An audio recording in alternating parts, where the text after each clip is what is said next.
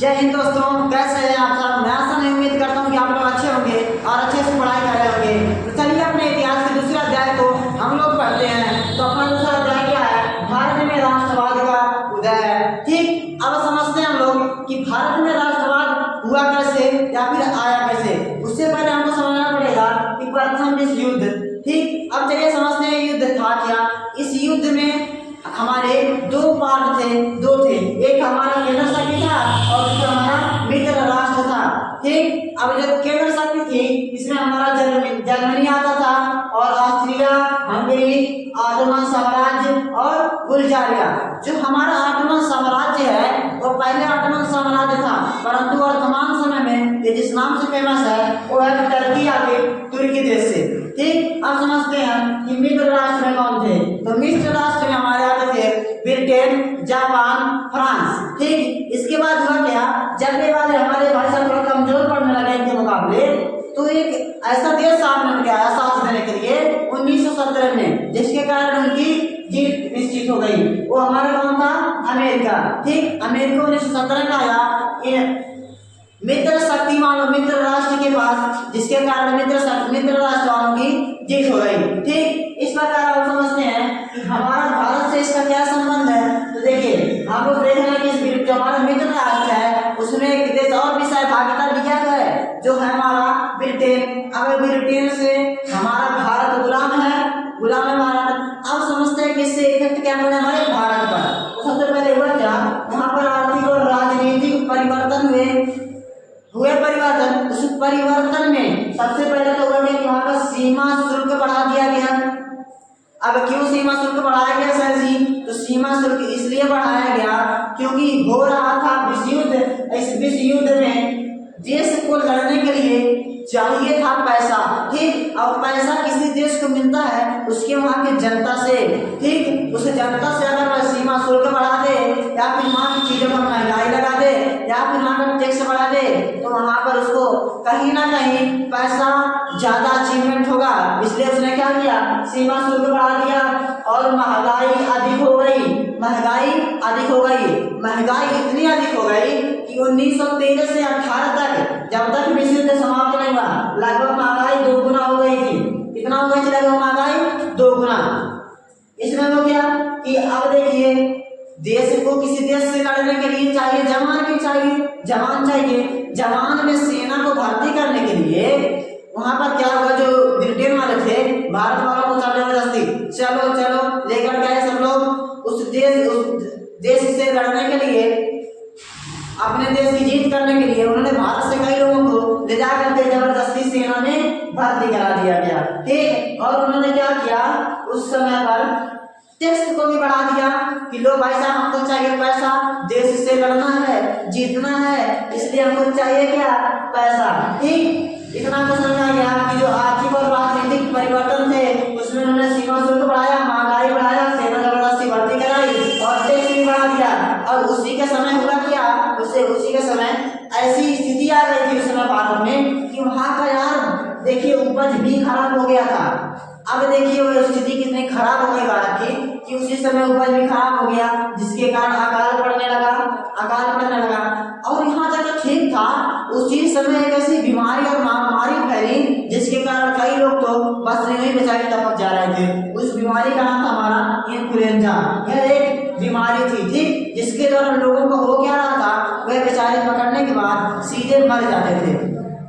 ठीक, अब समझते हैं अपना कि सत्याग्रह का अर्थ। ठीक, अब देखिए समझते हैं लोग। अब देखिए सत्याग्रह का मतलब क्या होता है, इसे तो हमको इसमें समझना है। इसको अगर आप तोड़ दे सत्याग्रह को तो 2 शब्दों में टूटेगा, एक टूटेगा सत्य, एक टूटेगा आग्रह। अब इसका मतलब क्या होगा, सत्य के लिए मांग करना क्या कहलाता अपना सत्याग्रह। ये था सत्याग्रह का अर्थ। अब देखिए जब भारत में हमारे कौन आए, हमारे भारत में आए हमारे महात्मा गांधी जी। कहाँ थे महात्मा गांधी जी उस समय? वो गए थे साउथ अफ्रीका। वहां से उन्होंने भारत में कब आया, तो उन्होंने भारत में 1915 में महात्मा गांधी जी ने आया भारत में। अब उन्होंने किया क्या कि जब वहां पर जो साउथ अफ्रीका थे तो आप लोगों को पता होगा नेल्सन मंडेला के बारे में। उन्होंने क्या किया, वहां की जो अपार थी, रंग भेद थी, उसके प्रति उन्होंने बहुत ही कठिनाइयों परिश्रम के साथ अपने पास विजय प्राप्त किया था। वहीं पर निवास कर रहे थे महात्मा गांधी जी भारत के। उन्होंने क्या किया, वहां पर पहले से ही क्या चीज, वहां पर पहले से ही सत्याग्रह आंदोलन कर चुके थे। जब उन्होंने भारत में आया तो अपने साथ बहुत अच्छी बात है कि सत्याग्रह को लेकर आए थे अपने महात्मा गांधी जी। ठीक, अब उन्होंने किया क्या, जब भारत में आया कहा कि यही पापी क्या हो हमारे भारत में। ये तो यहाँ के लोगों को देखा, वो आए जब गुजरात में वहां पर देखा कि लोग किसान जो हैं वो बहुत परेशान हैं। वहां पर 3 कठिया एक नीति चल रही है, जिसके कारण लोगों का 3 कठिया नीति चल रही थी, जिसके द्वारा किसानों को जमीनें बहुत कम हो जा रही थी और लोगों को अपने ही खेत पर अपने ही फसल उगाने में कहीं ना कहीं बहुत दिक्कत हो रही थी। जिसके कारण गांधी जी हमारे क्या किए, वहां पर किसान आंदोलन कर दिए 1917 में। ठीक, और इसी सत्याग्रह के अंतर्गत इन्होंने देखा कि गुजरात में एक स्थान है खेड़ा, वहां पर देखा कि किसान बहुत परेशान है, वहां पर उनके जमीन कब्जा ले जा रहे हैं, वहां पर उनके जमीन पर उन्हें किया नहीं जाने दे रहा है, बढ़िया से खेती बाड़ी नहीं कर पा रहे सब। जिसके कारण उनके किया क्या, गांधी जी ने उनके पर उन्होंने आंदोलन किया जो क्या था अपना खेड़ा किसान आंदोलन 1917। उसके बाद उन्होंने जब गए अहमदाबाद, उन्होंने अहमदाबाद में देखा कि जो वहाँ के मिल वाले हैं, मजदूर मजदूर है, कौन मजदूर, मिल के मजदूर यानी कि जो कारखाने वाले मजदूर हैं, वो सब बेचारे बहुत परेशान है। अब वो परेशान क्यों है, क्योंकि जब हमारे इस बीमारी जो फैली थी इन्फ्लुएंजा, उस समय हुआ क्या था कि लोगों को बोनस दिया जा रहा था कि भाई आप चल रखिए अपना परिवार चलाइए। लेकिन जब इन्फ्लुएंजा बीमारी कंट्रोल हुई तो आप क्या किया गया, उस बोनस को खत्म कर दिया गया। जिसके कारण वहाँ के जो किसान थे, वहाँ के जो मिल मजदूर थे, वे बेचारे बहुत परेशान हो गए। जब परेशान हो गए तो हुआ क्या कि गांधी जी ने देखा ये बेचारे सब बहुत परेशान है, इनका सुनने वाला कोई नहीं है, इनसे जबरदस्ती काम कराया जा रहा है। तो इन्होंने 1918 में एक युद्ध किया जो कराया अहमदाबाद का मिल युद्ध। ठीक, जिसके द्वारा हुआ क्या कि वहाँ के जो मिल मजदूर थे उनको भी स्वतंत्रता मिली और एक प्रकार से प्रेरणा मिली अपने अधिकार के प्रति लड़ने की। ठीक, तो जल्दी से आप लोग इसका स्क्रीनशॉट लीजिए, इसके बाद अपना अगला टॉपिक देखते हैं।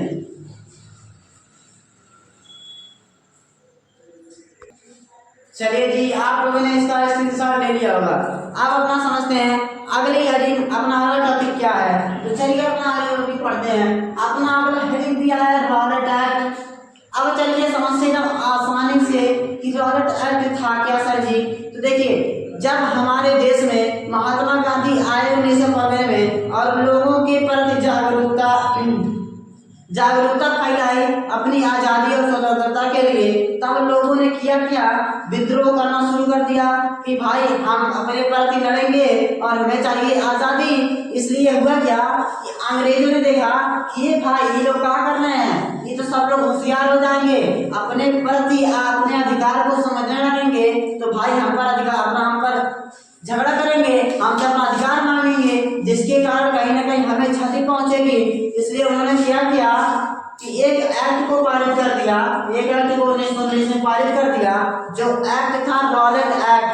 अभी इस रॉलेट एक्ट के अंतर्गत था क्या, अब देखिए आपसे एग्जाम में 1 नंबर पर एमसीक्यू प्रश्न पूछ सकता है कि बताइए रॉलेट एक्ट किसके द्वारा पारित किया गया था। तो आप लोग इसको दिमाग में बैठा दीजिए, दिमाग में कि जो हमारा रॉलेट एक्ट पारित किया गया था इंपीरियल लेजिस्लेटिव काउंसिल के द्वारा 1919 में किया गया था। ठीक, अब देखिए इसके अंतर्गत होता क्या था कि जो लोग देशभक्ति लाते या राष्ट्रभक्ति लाते, देश प्रेम करते, उस प्रकार उन्हें क्या किया जाता, बिना किसी ट्रायल के, बिना किसी सबूत के, बिना किसी गवाह जवाब के, कुछ नहीं, सीधा पकड़ करके उन्हें जेल में 2 साल के लिए बंद कर दिया जाता था। अगर कोई उनके खिलाफ बोलता या फिर उनसे मनमानी करता तो उन्हें वहीं सब लोग पीटते थे, बिठोते। ठीक, अब इस प्रकार हुआ क्या कि जब रॉलेट एक्ट चल रहा था तो इस प्रकार लोगों ने किया कि भाई हम लोग को ऐसे रॉलेट एक्ट से मार खाने से, अपने अधिकारों से पीछे हट जाने से काम नहीं बनने वाला है। इस प्रकार उन्होंने क्या किया, एक जगह पर एक अपनी बैठक बनाई, एक अपनी बैठक बनाई कि हम लोग यार आज़ादी के लिए लड़े कैसे, उसके प्रति हम लोग जागरूक कैसे हुए, उसके लिए हमें करना क्या होगा। इसके लिए उन्होंने एक सभा का गठन किया। वो था कहाँ, वो गठन था हमारा जलियांवाला बाग, जो हमारा पंजाब के अमृतसर में है। वहाँ पर एक स्थान था जिसका नाम था जलियांवाला बाग। वहाँ पर लोगों ने क्या किया कि जलियांवाला बाग में जब एक खबर पहुंची किसके पास, जो हमारा अंग्रेज का अफसर था जनरल डायर, उसने क्या किया कि जलियांवाला बाग को पूरी तरफ से घेर लिया। घेरने के बाद आदेश दे दिया इसको अपने सिपाहियों को। उनको आदेश देने के बाद हुआ क्या, उन्होंने क्या किया, गोली चलवा दी। अब उस जगह जलियांवाला बाग में गोली चलवाने के बाद जब अब भारत के लोग थे, उनका मकसद था एक सभा बना करके आजादी के प्रति जागरूक होना। उनके पास तो था कुछ नहीं, इसलिए उन्होंने क्या किया कि गोली चलवा दिया, जिसके कारण जो भारत के 1000 से ज्यादा लोग घायल हुए, कई लोग तो मर गए। इस प्रकार हुआ क्या कि जलियांवाला बाग हत्याकांड हुआ। ये जब बात पहुंची गांधी जी के पास, उन्हें तो रहा नहीं जाएगा, क्योंकि कहीं ना कहीं उन्हीं के चलते ऐसा कुछ हो रहा था। अब हुआ क्या कि गांधी जी ने सोचा कि अब करते हैं हम खिलाफत आंदोलन। क्या करेंगे, खिलाफत आंदोलन। हमने पिछले अध्याय में आपको पढ़ाया था ऑटोमन साम्राज्य। जो ऑटोमन साम्राज्य था वो था मुस्लिम कंट्री, ठीक। अब मुस्लिम कंट्री में जो था, वहाँ के जो राजा थे, वहाँ के राजा के पास 2 किताब हुआ करते थे, ठीक। 2 किताब थे। एक तो हमारा राजा की किताब था, ठीक। दूसरा हमारा था वहाँ का कि एक हमारा खिलाफा,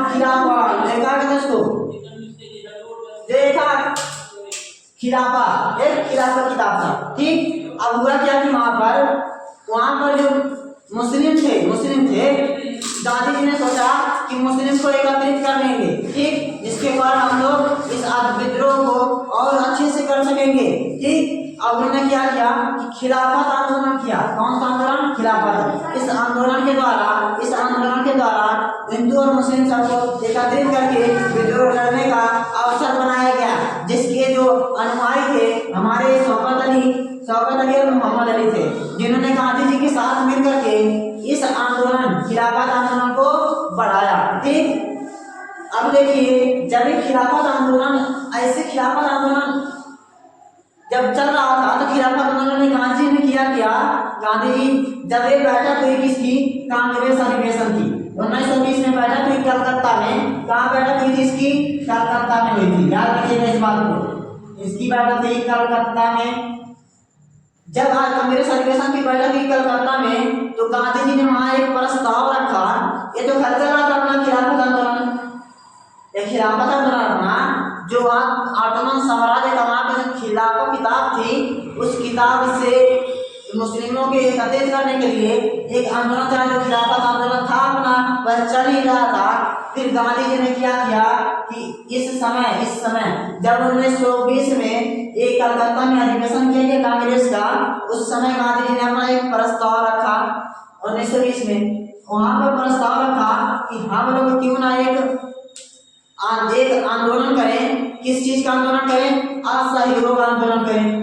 अभी असहयोग आंदोलन है क्या या फिर आया क्या, इसको हम लोग एकदम डिटेल से और अच्छे से समझते हैं। तो सबसे पहले देखिए, जो हमारा असहयोग आंदोलन ये रखा तो गया था 1920 में, ठीक, लेकिन ये पास कब हुआ था, अंतिम में हुआ था, यानी कि दिसंबर 1920 में हुआ था। देखिए, जब गांधी जी कहाँ थे, गांधी जी अब 1909 में गांधी जी ने एक किताब की रचना की। इस किताब को याद रखिएगा, आपके पेपर में 1 नंबर में आएगा, एकदम मोस्ट इम्पोर्टेंट क्वेश्चन है, ठीक। एक किताब की नाम लिखी, इसका नाम था हिंद स्वराज।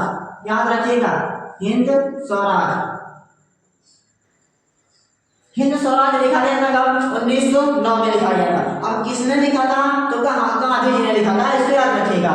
इसके अंतर्गत गांधी जी ने इसका व्याख्या पूर्ण किया सहयोग के बारे में, कि अब देखिए लोगों को उन्होंने समझाया कि असहयोग होता क्या है, ठीक, ये हम लोग करेंगे क्यों और इसका क्या परिणाम होगा, ठीक, इसका क्या परिणाम। अब देखिए, जब गांधी जी ने असहयोग के बारे में बताया, तो देखिए असहयोग, आ का मतलब होता नहीं, सहयोग का मतलब होता सहारा। अब साहब जो सहारा नहीं करेंगे वही आपका क्या रहता है, असहयोग। तो गांधी जी ने अपने इस किताब में बहुत ही अच्छे से लोगों को समझाया लीजिए 4 लोग हैं, ठीक, मैं आपको एक आसानी से समझाऊंगा ताकि आप समझ जाए अच्छे से। मान लीजिए आपके घर में 4 लोग हैं, अब 4 लोगों में से मान लीजिए एक लोग है थोड़ा नशीले टाइप का, ठीक है, नशीले टाइप। अगर आप उसको बोलते नहीं है, मारते नहीं है, डांटते नहीं है, तो जान लीजिए इसमें आपकी भाषा है, भागीता है कि वह आपके सामने, आपके परिवार में आपका सदस्य हो करके वह आपके सामाजिक और आपके पारिवारिक के खिलाफ है, ठीक। अब उसके अगर आप बोलेंगे, उसका सहयोग ना करेंगे, अगर मान लीजिए वह पियक्कड़ है, आप उसको पैसा ना दे तो वह नहीं पिएगा, ठीक। इस प्रकार गांधी जी ने आप उस समय भारत के लोगों को समझाया कि अगर हम एक आंदोलन करें जिसका नाम था असहयोग आंदोलन, उन्होंने इसमें साफ स्पष्ट बता दिया कि अगर भारत में अंग्रेजों का रहना अभी तक हो पाया है तो इसमें कहीं ना कहीं हमारे जिम्मेदार हैं, हम ही जिम्मेदार, ठीक। अब जिम्मेदार कैसे हैं, देखिए, ब्रिटिश का कपड़ा भारत की जनता खरीद रही थी, ब्रिटिश का सामान भारत की जनता खरीद रही थी, ब्रिटिश का नीति भारत समझ रही थी, ब्रिटिश का कानून नियम भारत वाले पालन कर रहे थे, ब्रिटिश का बनाई गई हर एक चीज थोप दी गई थी भारत मानव पर, ठीक। इस प्रकार गांधी जी ने कहा नहीं, आप इससे निकलिए, जब तक आप इससे उभरेंगे नहीं तो आपको आंदोलन नहीं करेंगे, आपको आजादी नहीं मिल सकती। इस प्रकार उन्होंने किया क्या, इस आंदोलन के अंतर्गत बताया कि आप लोग अंग्रेज का सहयोग मत कीजिए, सहयोग मत कीजिए। क्या होगा तब, अंग्रेजों का अपने आप जो सत्ता है पलट जाएगा, फिर ढह जाएगा। इसके अंतर्गत हुआ क्या असहयोग के, इसके अंतर्गत जो क्यों वाली शब्द आता है, इसके अंतर्गत हुआ कि जो भारत वाले थे अंग्रेजी का कपड़ा पहनना बंद कर दिए, पहनना बंद कर दिए। अब हुआ क्या, अब जब पहनना बंद कर दिए तो कहीं ना कहीं उनका असहयोग कर रहे हैं जो यहाँ के भारत के वकील थे, डॉक्टर थे, विद्यार्थी थे, ये सभी ने स्कूलों में पढ़ना छोड़ दिया, वकील डॉक्टर ने काम करना छोड़ दिया। जो उस समय के गांधी जी से पुराने लोग थे, उन्होंने उस समय की जो उपाधि पाई हुई थी, उपाधि, उस समय की उपाधियों को उन्होंने अपने पद से हटाने का फैसला कर लिया कि भैया मुझे आपकी उपाधि नहीं चाहिए, ठीक, हमें ना ही आपको उपाधि चाहिए और ना ही आपकी दी हुई कोई चीज चाहिए। उन्होंने क्या, उन्होंने किया कि आपकी जो भी नीति है, आप बनाए हुए नीति रॉलेट एक्ट के अंतर्गत अगर देशभक्ति करते हैं, आप अगर देशभक्ति करते हैं तो आपको जेल में डाल दिया जाएगा, इसको हम नहीं मानेंगे, नहीं मानेंगे। अगर आपने ऐसी नीति बना दिया कि आप देश से प्रेम नहीं कर सकते तो हम नहीं मानेंगे। आपने ऐसा बना दिया नीति कि आप भारत के प्रति अपने जागरूकता और सम्मान का भावना नहीं रख सकते तो आपका सहयोग नहीं करेंगे, आपकी बात नहीं मानेंगे। यही है आपका असहयोग आंदोलन था, ठीक। आपको समझ में आ गया असहयोग आंदोलन था क्या। तो अपना अगला टॉपिक दिया है, अपना अगला हेडिंग दिया है कि विभिन्न स्वरूप, ठीक। तो जल्दी से आप लोग इसका एक समझ लीजिए तो मैं आपको अगर समझाऊं इसकी विभिन्न स्वरूप था क्या। चलिए आपने उसका स्क्रीनशॉट ले लिया होगा, इसके बाद अपना अगला हेडिंग जल्दी से समाप्त करेंगे जल्दी से जल्द। तो चलिए आप समझते हैं कि अपना अगला हेडिंग क्या है। अपना अगला हेडिंग हम लोग देख रहे हैं, यहाँ पर लिखा है कि उस जो हमने अभी तक असहयोग आंदोलन कराया उसके विभिन्न स्वरूप क्या थे, मतलब कि उसके अलग अलग रूप हुए क्या, तो उसके अलग अलग रूप समझ लेते हैं। तो पहला चीज हम लोग को लिखा है कि शहरों में आंदोलन का क्या प्रभाव रहा, कि शहरों में जो आंदोलन था वहां पर किसने ज्यादा भाग लिया बढ़ चढ़ के, तो मिडिल क्लास वाले ने भाग लिया। किसने भाग लिया, मिडिल क्लास वाले, क्योंकि जो उच्च वर्गीय लोग थे उनका तो खैर वो लोग थे तलबदार थे, सौदार थे, ठीक, वो लोग टैक्स वसूलने वाले थे। इस जो प्यारे परेशान थे ये बेचारे मिडिल वाले थे, निम्न वाले बेचारे कर क्या सकते थे, इसलिए मिडिल वाले ने थोड़ा जागरूकता लाई और इस शहरों के आंदोलन में ज्यादा भाग लिया। उन्होंने क्या किया था कि वहाँ के बच्चों ने पढ़ना छोड़ दिया था, वकीलों ने काम करना, और जो वहाँ के डॉक्टर थे उसने अंग्रेजों के सहयोग करना छोड़ दिया था। इस प्रकार इस शहरों में मिडिल क्लास वालों ने इस असहयोग आंदोलन में मिलकर भाग लिया था। और बात करते किसान में, तो ये जो हमारा गाँव वाला था, गाँव वाला, इसमें आपको एक कहानी बताए अवध की उस समय अगर कोई नेतृत्व करता थे तो सीताराम चरण थे, ठीक। वहाँ के उस समय अगर नेतृत्व करता थे तो बाबा सीताराम चरण थे। उन्होंने क्या किया कि वहाँ के लोगों का साथ दिया, ठीक, उस आंदोलन को करने में। और वहाँ पर उस समय उन्होंने उस किसान सभा। उस सभा के अंतर्गत जब वहाँ पर लोगों का उन्होंने सहयोग किया, जिसके कारण उन्होंने वहाँ के जो गाँव वाले लोग थे उन सब मिल करके एक असहयोग आंदोलन में बढ़ चढ़ कर हिस्सा लिए इस सभा के दौरान। और इसी के दौरान जब आते हमारे पंडित जवाहरलाल नेहरू, उन्होंने जो किसान सभा था उसको और आगे बढ़ाया और वहाँ के लोगों को मौका मिला अपने आज़ादी के प्रति लड़ने का। और आदिवासी, उस समय आप लोग बताऊँ, आदिवासी वाले जो थे, आपने एक उनका नाम सुना होगा, लूरी सीताराम राजू का। उस समय वहाँ के अगर नेतृत्व करते थे जो आदिवासी में तो थे लूरी सीताराम राजू। उन्होंने देखा कि हमारे ऊपर अत्याचार हो रहे थे, अंग्रेजों ने उनके जंगल में जो लकड़ी थे उनका प्रयोग करना बंद कर दिया था, उस पर प्रतिबंध लगा दिया था। इस प्रकार वहाँ के जो लूरी सीताराम राजू थे उन्होंने एक आंदोलन कर दिया, जिस आंदोलन का नाम था गोरिल्ला आंदोलन। ठीक, उसके अंतर्गत लोगों ने क्या किया कि उनका जो अंग्रेज थे उनका असहयोग कर दिया, उन्होंने उनका बात को नहीं माना। ठीक, अब समझते हैं बागान में जो वहाँ के बागान में थे, बागान में काम करने वाले मजदूर थे, उन लोगों के बेचारे इतना काम कराया जाता था, लगभग 3 साल 4 साल रहते थे, फिर भी उनको घर नहीं जाने दिया जाता था। अब हुआ क्या कि वहाँ के लोगों ने जाना कि अब कोई आ गया हमारा साथ देने वाले, उस प्रकार उन्होंने क्या किया, इस बागान में आंदोलन कर दिया।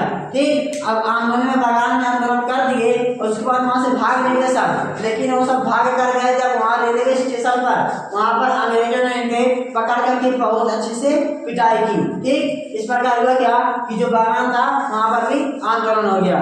अब अगला टॉपिक अपना दिया है साइमन कमीशन। इसी प्रकार अब भारत में आवागमन होता है किसका, साइमन कमीशन का। इस साइमन कमीशन आया था हमारे भारत में 1928 में।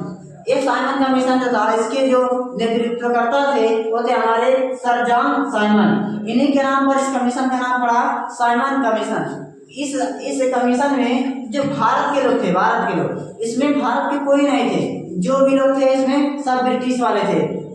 ठीक, जिसके कारण भारत वालों को कहीं ना कहीं ठेस पहुंचा, इसलिए उन्होंने किस चीज का नाम लगा दिया, गो बैक, मतलब साइमन कमीशन तुम जाओ। ठीक, अब हुआ क्या कि जो एक गोलमेज सम्मेलन क्या था, देखिए जब गांधी जी ने क्या किया, एक भी गांधी ने आंदोलन कर दिया, सविनय अवज्ञा आंदोलन। इस आंदोलन के अंतर्गत ये जो कांग्रेस उस समय थी 2 भागों में बंट चुकी थी, एक गरम दल और एक नरम दल। अब हुआ क्या, जब गांधी जी ने सोचा कि अब इनके पास, कांग्रेस वालों के पास जाने का मतलब कुछ करने का, एक गांधी जी क्या थे, अहिंसावादी थे। अहिंसावादी वाले इसमें कौन थे, नरम दल वाले। इस प्रकार गांधी जी ने क्या किया, इन नरम दल वालों के साथ मिल करके और रह करके एक आंदोलन बनाया जिसका नाम था सविनय अवज्ञा आंदोलन। इसके अंतर्गत उन्होंने क्या किया, दांडी मार्च थे। कौन सा मार्च, दांडी मार्च। इस चीज में उन्होंने ऐसे चीज को पकड़ा जो हर एक आदमी की आवश्यकता को पूर्ति करता है, वो था क्या, हमारा नमक था। ये जो हमारा दांडी मार्च है, एक और आंदोलन के नाम से जाना जाता है, नमक आंदोलन, याद रखिएगा इसको। ठीक, गांधी जी ने इसको शुरू किया साबरमती आश्रम से। कहाँ से शुरू किया इसको, साबरमती आश्रम से। गांधी जी ने इसको, ये चीज कब हुई बात, 31 मार्च 1930 को ये बनाया गया सविनय अवज्ञा आंदोलन, 31 मार्च 1930 को। गांधी जी ने इस आंदोलन में गए मिलने उनके पास जो थे लॉर्ड इरविन, उन्होंने अपने पत्र लिख करके दिया। जो इरविन थे उन्होंने पत्र को पढ़ा, उसमें इन्होंने 11 चीजों की मांग की थी। कितने चीजों की, 11 चीजों की। तो जो जब इरविन था उसने देखा इस पत्र को और जला दिया, तो गांधी जी को बहुत ठेस पहुंचा। उन्होंने क्या किया, गए गांधी उसके इरविन के पास, इरविन ने क्या किया, कहा कि सुनिए गांधी जी, आप क्या कर लीजिए, आपको मैं दूंगा, ये जो आपने मुझसे मांगे है मैं आपको सब दूंगा, लेकिन आपको जाना कहाँ पड़ेगा, गोलमेज सम्मेलन में। कहाँ जाना पड़ेगा, गोलमेज सम्मेलन में। उन्होंने क्या किया गांधी जी ने, तो मैं आपको एक्सेप्ट करता हूँ, जाऊंगा कहाँ, देखिए ये जो गोलमेज सम्मेलन हुआ था लंदन में हुआ था। ये लंदन गए गांधी जी, एक पहला सम्मेलन था, फिर दूसरा सम्मेलन था। ठीक, जब गांधी जी कहाँ गए, गोलमेज सम्मेलन में गए, तो वहाँ उनको ज्यादा कुछ खास नहीं हुआ, बल्कि उनकी जो अवहेलना की गई, वहाँ पर वो क्या किए, भारत चले आए निराशा से। ठीक, वहाँ पर उनका ज्यादा बढ़ावा नहीं दिया गया, उनकी चीजों को नहीं समझा गया। इस प्रकार हुआ क्या कि गांधी जी को में सम्मेलन जो था लंदन में, वहाँ से निराशापूर्ण होकर के भारत में वापस चले आए। और हुआ क्या कि फिर आए गांधी जी भारत में, फिर अपना भारत में अपना जो लड़ने का और आंदोलन किए। ठीक, इसके बाद जो राष्ट्रवाद की भावना क्या है, अब देखिए राष्ट्रवाद की भावना क्या थी हमारी, जो एक तस्वीर था, आपको पता है, आपको मैंने बताया था अध्याय 1 में कि जर्मेनिया थी एक, और जर्मेनिया जो थी ये तस्वीर नारी रूपक थी, जिसके द्वारा वहाँ के लोगों को याद आता था अपने राष्ट्रभक्ति की। ऐसे भारत में जो तस्वीर बनाया गया था वो बनाया गया था भारत माता की। ठीक, जिसके द्वारा लोगों को अंदर भारत माता की भावना आती थी और राष्ट्र प्रेम थी। और एक लोक कथा भी थी, लोक कथा मतलब एक ऐसा गीत गायन बनाया गया जो हमारा क्या था, जन गण मन अधिनायक। ठीक, ये हमारा लोक कथा था। और एक ध्वज बनाया गया था जो कि आज हमारे 26 जनवरी 15 अगस्त जैसे राष्ट्रीय पर्व में बहुत ही शानदार और शान से फहराया जाता है, जो कि हमारा क्या था, राष्ट्रीय ध्वज था। ठीक, यहीं पर जाकर के अपना अध्याय समाप्त हो जाता है। आप लोगों को समझ सकता हूँ कि आप लोगों को समझ में आ गया होगा। इस प्रकार अपना अध्याय समाप्त होता है। तो जल्दी से आप लोग इसका स्क्रीनशॉट ले लीजिए। चलिए, तब तक के लिए धन्यवाद। मिलते हैं अगले वीडियो में और नए चैप्टर के साथ और नए अंदाज के साथ। तब तक के लिए धन्यवाद। और हमारे चैनल MC क्लासेस को सब्सक्राइब कर लीजिए और अपने दोस्तों के पास जल्दी से ज़्यादा शेयर कर लीजिए। ठीक, चलिए धन्यवाद। मिलते हैं अगली क्लास में। जय हिंद।